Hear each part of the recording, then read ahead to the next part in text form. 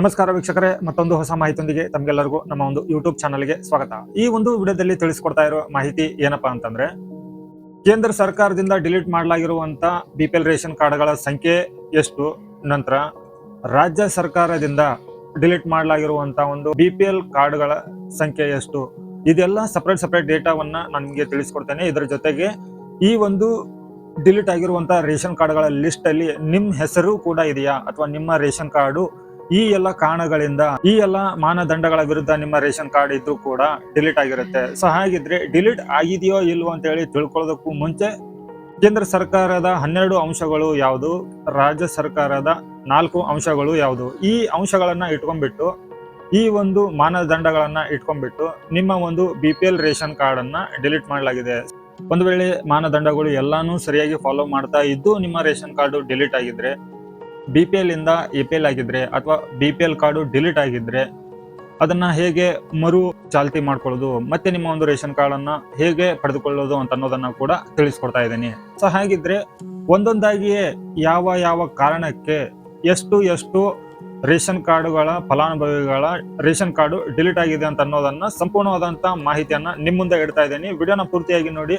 ಯಾರೆಲ್ಲ ನಮ್ಮ ಒಂದು ಚಾನಲ್ಗೆ ಸಬ್ಸ್ಕ್ರೈಬ್ ಮಾಡ್ದೇನೆ ನೋಡ್ತಾ ಇದ್ರೆ ಚಾನಲ್ಗೆ ಸಬ್ಸ್ಕ್ರೈಬ್ ಮಾಡ್ಕೊಳ್ಳಿ. ಇದೇ ತರ ಉಪಯುಕ್ತ ಮಾಹಿತಿಗಳ ನೋಟಿಫಿಕೇಶನ್ ನಿಮ್ಗೆ ಬರ್ತಾ ಇರುತ್ತೆ. ಸೊ ಹಾಗಿದ್ರೆ ಒಂದೊಂದಾಗಿ ತಿಳ್ಕೊಳ್ಳೋಣ. ಅದು ಯಾವ ಕಾರಣಗಳಿಂದಾಗಿ, ಯಾವ ಮಾನದಂಡಗಳ ವಿರುದ್ಧ ನಿಮ್ಮ ಒಂದು ರೇಷನ್ ಕಾರ್ಡು ಡಿಲೀಟ್ ಆಗಿದೆ ಅಂತ ಹೇಳಿ. ಇವಾಗ ತೋರಿಸ್ತಾ ಇರುವಂತಹ ಡೇಟಾ ಬಂದ್ಬಿಟ್ಟು, ಲಿಸ್ಟ್ ಬಂದ್ಬಿಟ್ಟು ಕೇಂದ್ರ ಸರ್ಕಾರದ 12 ಅಂಶಗಳನ್ನ ಇಟ್ಕೊಂಡ್ಬಿಟ್ಟು ಪರಿಷ್ಕರಣೆ ಮಾಡಿ ಡಿಲೀಟ್ ಮಾಡಿರುವಂತ ಒಂದು ಡೇಟಾ.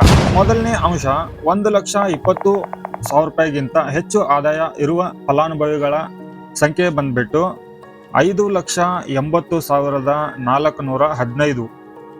ಎರಡನೇ ಅಂಶ ಬಂದ್ಬಿಟ್ಟು, ಕರ್ನಾಟಕ ರಾಜ್ಯ ಬಿಟ್ಟು ಬೇರೆ ರಾಜ್ಯದಲ್ಲಿ ಇರ್ತಾರೆ, ಆದ್ರೆ ಕರ್ನಾಟಕ ರಾಜ್ಯದಲ್ಲಿ ಪಡಿತರ ಚೀಟಿ ಹೊಂದಿರ್ತಾರೆ, ಅಂತವರ ಸಂಖ್ಯೆ ಬಂದ್ಬಿಟ್ಟು 73,859. ಮೂರನೇ ಅಂಶ ಬಂದ್ಬಿಟ್ಟು, ಇನ್ನ ಬರೋಬ್ಬರಿ 12 ತಿಂಗಳುಗಳಿಂದ ಅಕ್ಕಿಯನ್ನ ಪಡೆದೇ ಇರುವಂತ ಫಲಾನುಭವಿಗಳ ಸಂಖ್ಯೆ ಬಂದ್ಬಿಟ್ಟು 40,833. ಐದನೇ ಅಂಶ, 6 ತಿಂಗಳಿನಿಂದ 12 ತಿಂಗಳವರೆಗೂ ಅಕ್ಕಿ ಪಡೆಯದವರ ಸಂಖ್ಯೆ ಬಂದ್ಬಿಟ್ಟು 17,414. ಅಂಶ ಬಂದ್ಬಿಟ್ಟು, PM ಕಿಸಾನ್ ಯೋಜನೆ ಅಡಿ 7.5 ಎಕರೆಗಿಂತ ಹೆಚ್ಚು ಭೂಮಿ ಹೊಂದಿರುವವರ ಸಂಖ್ಯೆ 34,710.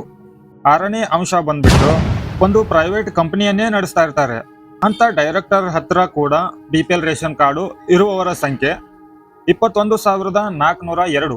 ಏಳನೇ ಅಂಶ, GST ಮತ್ತು 25 ಲಕ್ಷಕ್ಕಿಂತ ಹೆಚ್ಚು ವ್ಯಾಪಾರ ಮಾಡ್ತಾ ಇರುವವರ ಸಂಖ್ಯೆ 2,695. ಎಂಟನೇ ಅಂಶ, ಇನ್ನು 100 ವಯಸ್ಸು ಆದವರು ಅದಕ್ಕೂ ಹೆಚ್ಚು ಇರುವವರು ಪಡಿತರ ಚೀಟಿಯನ್ನ ಹೊಂದಿರ್ತಾರೆ, ಅಂತವರ ಸಂಖ್ಯೆ ಬಂದ್ಬಿಟ್ಟು 2,050. ಒಂಬತ್ತನೇ ಅಂಶ, 18 ವರ್ಷಕ್ಕಿಂತ ಕಡಿಮೆ ವಯಸ್ಸಿನವರು ಇರ್ತಾರೆ, ಆ ರೇಷನ್ ಕಾರ್ಡ್ ನಲ್ಲಿ ಒಬ್ಬರೇ ಇರ್ತಾರೆ, ಅಂತವರ ಸಂಖ್ಯೆ 793. ಹತ್ತನೇ ಅಂಶ, ಒಂದಕ್ಕಿಂತ ಹೆಚ್ಚು ಬಿಪಿಎಲ್ ರೇಷನ್ ಕಾರ್ಡು ಹೊಂದಿರುವವರ ಸಂಖ್ಯೆ 430. 11ನೇ ಅಂಶ, ಕಾರನ್ನ ಹೊಂದಿರ್ತಾರೆ ಅಥವಾ 4 ಗಾಲಿಗಳುಳ್ಳ ವಾಹನವನ್ನ ಹೊಂದಿರ್ತಾರೆ, ಅಂತವರ ಸಂಖ್ಯೆ ಬಂದ್ಬಿಟ್ಟು 153. ಇಷ್ಟೆಲ್ಲ ಅಂಶಗಳನ್ನ ಹೊಂದಿರುವವರು. ಸೊ ಇದು ಕೇಂದ್ರ ಸರ್ಕಾರದಿಂದ ಬಂದಿರುವಂತ ಒಂದು ಲಿಸ್ಟ್ ಆಯ್ತು, ಡೇಟಾ ಆಯ್ತು, ಮಾಹಿತಿ ಆಯ್ತು. ಇನ್ನು ರಾಜ್ಯ ಸರ್ಕಾರದಿಂದ ಬಿಡುಗಡೆ ಮಾಡಿರುವಂತ ಒಂದು ಲಿಸ್ಟ್ ಯಾವುದು ಅಂತ ಅನ್ನೋದನ್ನ ನೋಡೋಣ. ಅದರಲ್ಲಿ ಯಾವ ಅಂಶಗಳನ್ನ ಇಟ್ಟುಕೊಂಡು ಎಷ್ಟು ಬಿಪಿಎಲ್ ರೇಷನ್ ಕಾರ್ಡ್ಗಳು ಡಿಲೀಟ್ ಆಗಿದೆ ಅನ್ನೋದನ್ನ ತಿಳ್ಕೊಳ್ಳೋಣ.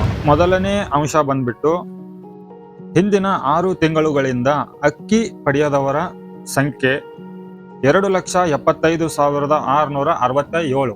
ಎರಡನೇ ಅಂಶ ಬಂದ್ಬಿಟ್ಟು, ಆದಾಯ ತೆರಿಗೆ ಕಟ್ಟುತ್ತಿರುವವರ ಸಂಖ್ಯೆ 98,473.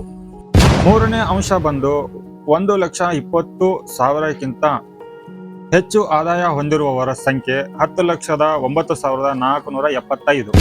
ನಾಲ್ಕನೇ ಅಂಶ ಬಂದು, ಸರ್ಕಾರಿ ನೌಕರಿ ಹೊಂದಿರ್ತಾರೆ, ಅಂತವರ ಹತ್ರ ಕೂಡ ಬಿಪಿಎಲ್ ರೇಷನ್ ಕಾರ್ಡ್ ಇರುತ್ತೆ, ಅಂತವರ ಸಂಖ್ಯೆ 4,036. ಇಲ್ಲಿ ಬರೋಬ್ಬರಿ ಒಟ್ಟು ಅನರ್ಹ ಬಿಪಿಎಲ್ ರೇಷನ್ ಕಾರ್ಡ್ಗಳ ಹೊಂದಿದವರ ಸಂಖ್ಯೆ ಬಂದ್ಬಿಟ್ಟು 13,87,651. ಸೊ ಇಷ್ಟು ಡೇಟಾ ರಾಜ್ಯ ಸರ್ಕಾರದಿಂದ ಬಿಡುಗಡೆ ಮಾಡಿರುವಂತದ್ದು. ಇಲ್ಲಿ ಡಿಲೀಟ್ ಆಗಿರುವಂತ BPL ರೇಷನ್ ಕಾರ್ಡ್ಗಳಲ್ಲಿ ನೀವು ಒಬ್ಬರಾಗಿರ್ಬೋದು.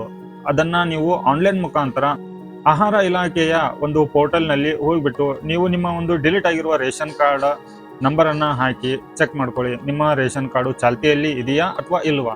ಒಂದು ವೇಳೆ ನಿಮ್ಮ ರೇಷನ್ ಕಾರ್ಡು ಈ ಮಾನದಂಡಗಳ ವಿರುದ್ಧ ಡಿಲೀಟ್ ಆಗಿದ್ರೆ ಅಥವಾ ಮಾನದಂಡಗಳನ್ನ ಎಲ್ಲಾನು ಫಾಲೋ ಮಾಡ್ತಾ ಇರ್ತೀರಾ ನೀವು. ಸೊ ಫಾಲೋ ಮಾಡ್ತಾ ಇದ್ರು ಕೂಡ ನೀವು ಬಡ ಕುಟುಂಬದವರು ಇದ್ರೂ ಕೂಡ ನಿಮ್ಮ ರೇಷನ್ ಕಾರ್ಡ್ ಡಿಲೀಟ್ ಆಗಿದೆ ಅಂತಂದ್ರೆ ನಿಮ್ಮ ಊರಿಗೆ ಹತ್ರ ಆಗುವಂತ ಒಂದು ತಹಸೀಲ್ದಾರರಿಗೆ ಲೆಟರ್ ಬರಿಬೇಕಾಗತ್ತೆ. ನಿಮ್ಮ ಒಂದು ಲೆಟರ್ ಅಲ್ಲಿ ನಿಮ್ಮ ಪರಿಸ್ಥಿತಿಯನ್ನ, ನಿಮ್ಮ ಆದಾಯ ಎಷ್ಟಿದೆ ಅದನ್ನ, ಮತ್ತೆ ಇಲ್ಲಿ ಕಡ್ಡಾಯವಾಗಿ ನೀವು ಜಾತಿ ಮತ್ತು ಆದಾಯ ಎರಡು ಸರ್ಟಿಫಿಕೇಟ್ ಅನ್ನ ಕೂಡ ಅವರಿಗೆ ನೀವು ತೋರಿಸಬೇಕಾಗತ್ತೆ.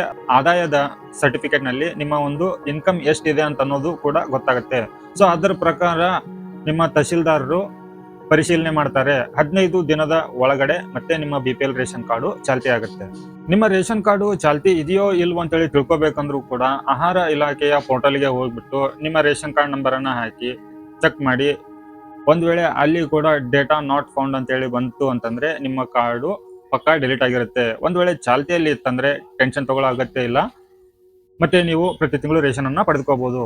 ವೀಕ್ಷಕರೇ, ಈ ಮಾಹಿತಿ ತಮಗೆ ಉಪಯೋಗ ಆಗಿದ್ರೆ ವಿಡಿಯೋಗೆ ಒಂದು ಲೈಕ್ ಕೊಡಿ, ಚಾನಲ್ಗೆ ಸಬ್ಸ್ಕ್ರೈಬ್ ಮಾಡಿ. ಮತ್ತೆ ಹೊಸ ಮಾಹಿತಿಯೊಂದಿಗೆ ಸಿಗ್ತೇನೆ. ಅಲ್ಲಿವರೆಗೂ ಜೈ ಹಿಂದ್.